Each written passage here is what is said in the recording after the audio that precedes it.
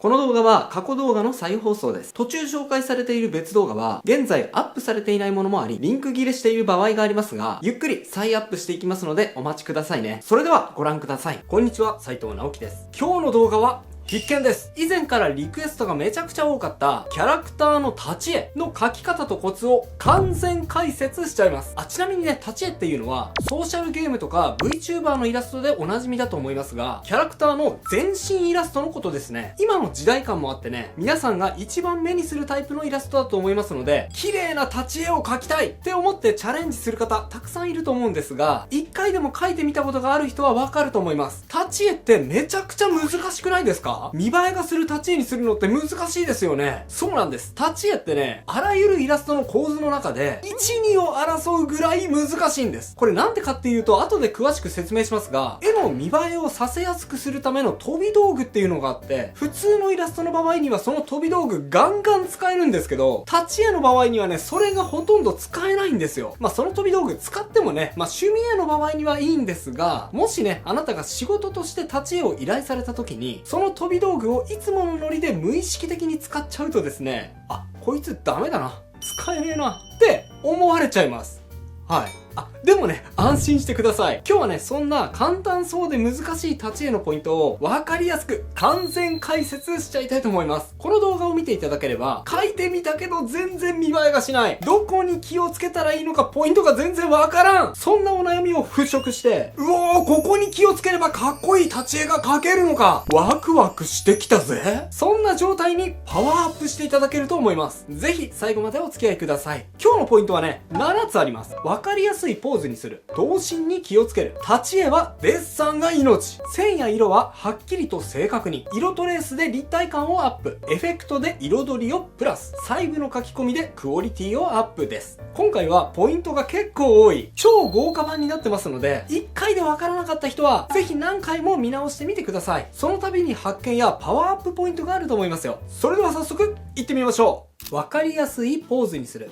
まず立ち絵を描くときに一番最初に注意すべきポイントは、基本的には正面から見たポーズにするっていうことです。当たり前じゃねって思うかもしれませんが、これね、初心者よりも特に中級者の方が陥ってしまう意外な落とし穴で、絵を描き慣れていくと絵にどんどんこだわりというか工夫する点が増えていくので、その工夫の一つとして煽り構図や俯瞰構図を多用して、できるだけありきたりじゃない構図にしてやろうっていう工夫を施す人が増えていくんですよ。さっき言ったね、飛び道具の部分ですね。それ自体はね、もちろん良いことですし、見栄えもするようになるんですが、これね、立ち絵としては全く別です。立ち絵ってこういう変わった角度の構図にしてしまうと、立ち絵としてはあんまり見栄えがしません。これなぜかっていうと、立ち絵ってゲームでも VTuber でもどっちでもそうなんですが、ずーっと長い間見る絵ですし、それに会話シーンとかでも使う汎用的な絵じゃなくてはいけませんので、この絵をね、口パクさせることも多いんです。そんな時にあまりに角度がついた絵だと、画面を見ている人との会話している感がなくなっちゃうので、絵としての見栄えは良くても立ち絵としては機能しなくなっちゃうんですよね。なので立ち絵を頼まれた時に、あまりにね、角度がついている絵だと、気合の入れた絵を描くつもりで変にこだわって変わった構図の絵を描いちゃうとですね、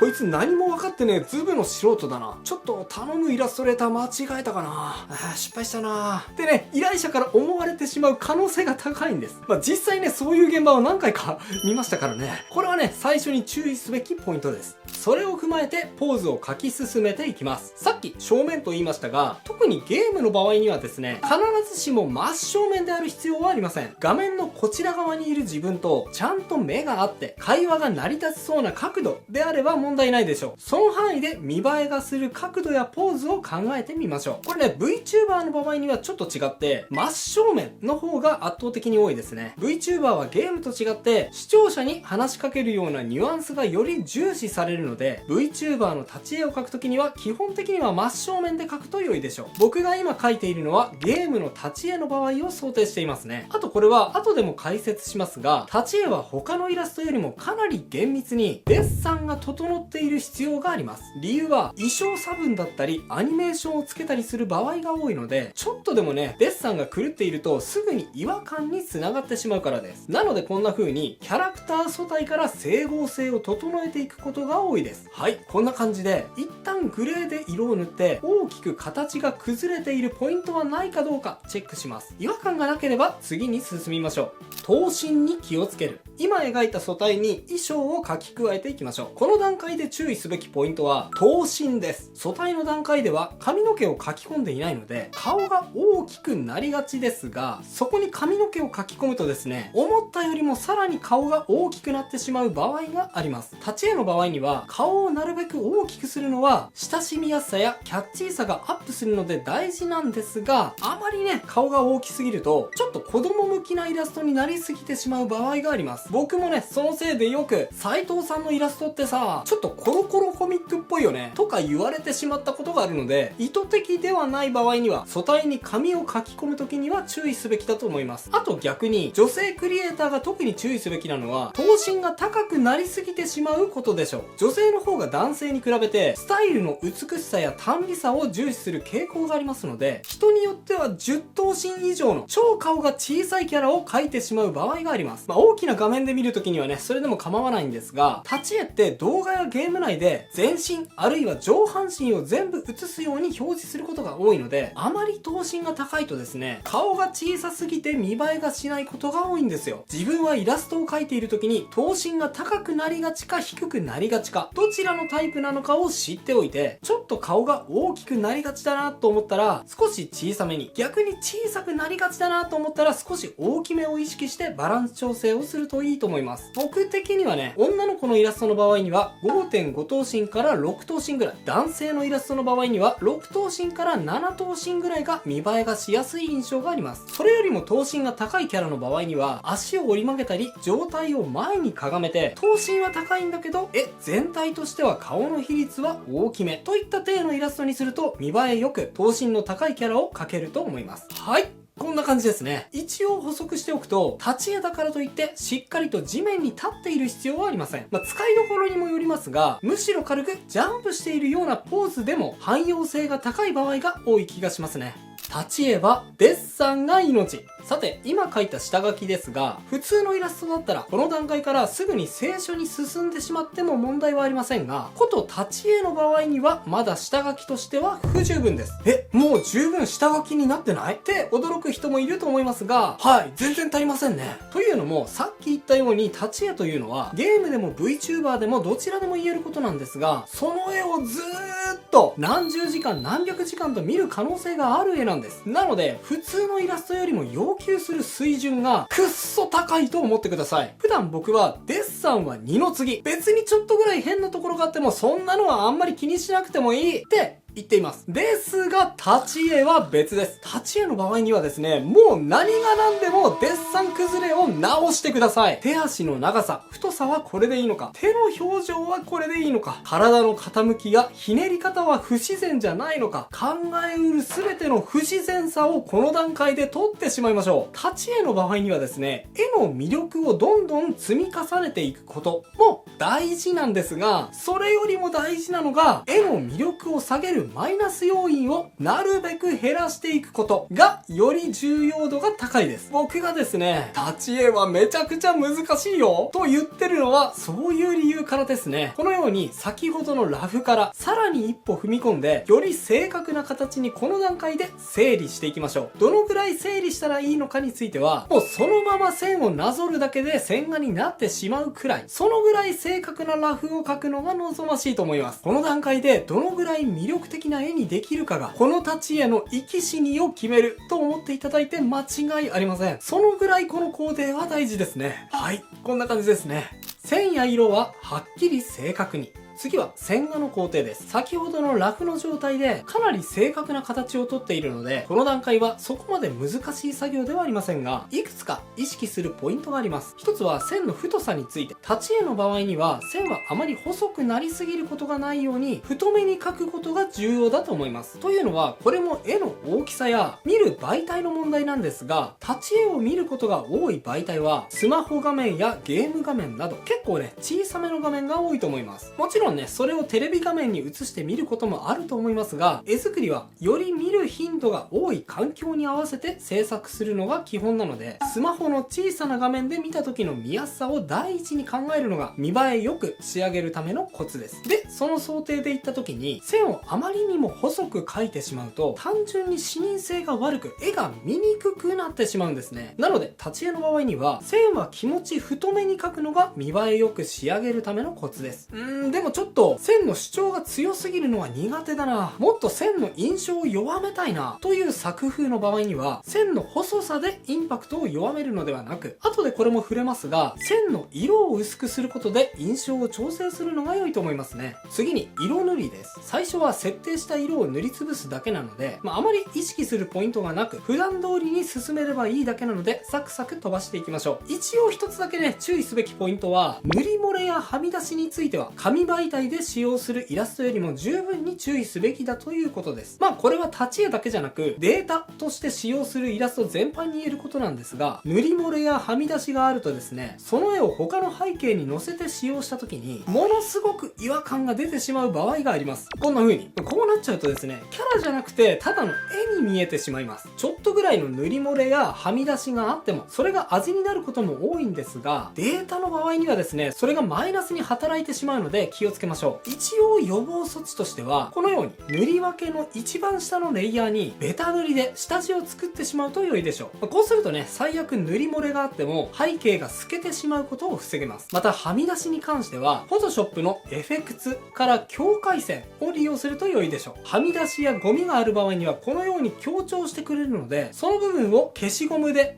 綺麗にすることで解決できますね。さて、この工程の最後は影付けですね。影付けに関しては、今塗り分けしたレイヤーを直接書き込んでいってもいいですし、僕の場合には定山レイヤーを使って絵全体に影を追加していくやり方で影を追加していきます。これについてはね、絵柄によるところが大きいので、好みによってどちらでも構わないと思います。もしね、僕のように定山レイヤーで一括で影をつけていく場合には、後で下地の色ごとに影の色を調整していくとさらに良いと思います。例えばこのイラストの場合には、白い布地の影色を緑寄りのグレーに後から変更しています。このように下地の色によって影色を調整することで、布の柔らかさや硬さ、金属の質感などを表現できるので、余裕があれば調整を加えてみてください。さらにハイライトや反射光、上からグラデーションなどを塗り重ねて、絵の立地感を増していきます。このあたりの詳しい解説ははしょりますが、詳しく知りたい方は、この動画を見終わった後でこちらの動画、完全版見栄えアップ色塗り講座をご覧ください。色塗りの工程をかなり詳しく解説しております。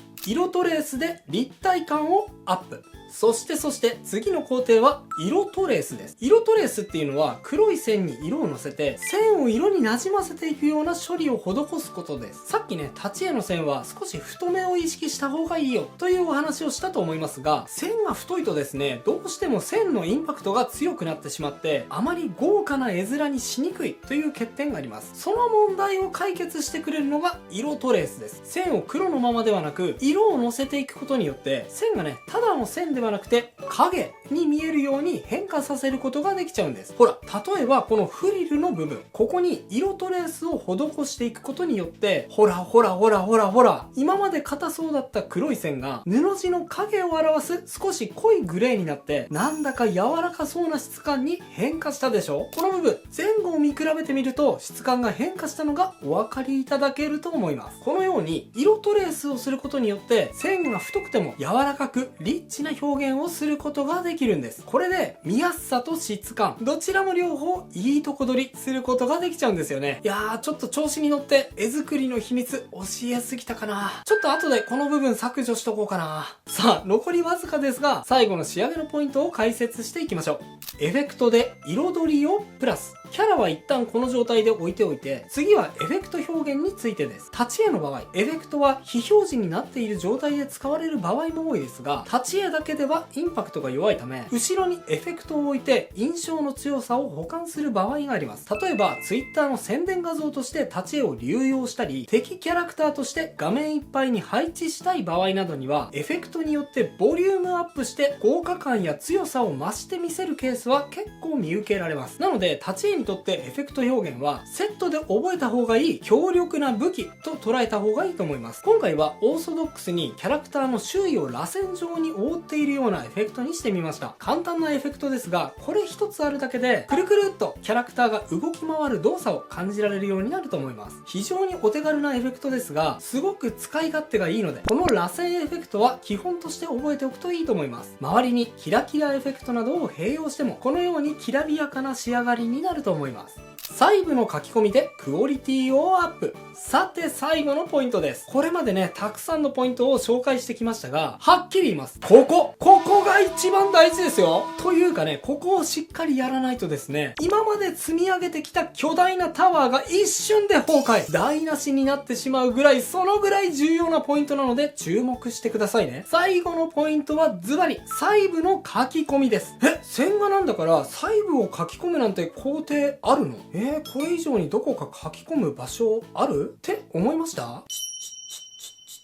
それ完全に間違ってますよ。書き込む場所あるんです。これはですね、プロのイラストレーターが最後の1ミリまでこだわって書いたとか言ってるのを目にすることがあると思うんですが、まさにその部分の工程と思ってください。見ていてわかるかな？もうね、めちゃくちゃ細かい調整になるんですが、線の太さや濃さ、周りの色との馴染み具合をよーく見ながら、もうちょっとこうした方がいいかな、いやこっちの方がいいかなってね、すべての線について検証しながら細か